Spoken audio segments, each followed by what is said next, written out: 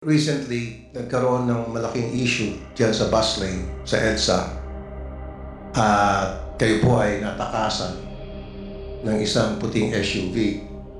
Nakita ko na kung saan ang problema doon. Every time na meron kayong pinapara, or mostly, pag meron kayong pinapara na violators, nag-attempt tumakas, ang iba nakakatakas. Bakit wala po kayong motorcycle enforcement people na para habulin yun?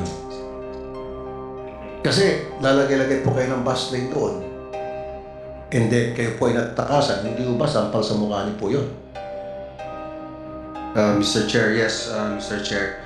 Honestly speaking, Mr. Chair, we do not have the budget for that. That is why we are seeking the assistance of LTO because they have the vehicles and the motorcycles for that. DOTR does not have a fleet to really cover the EDSA busway.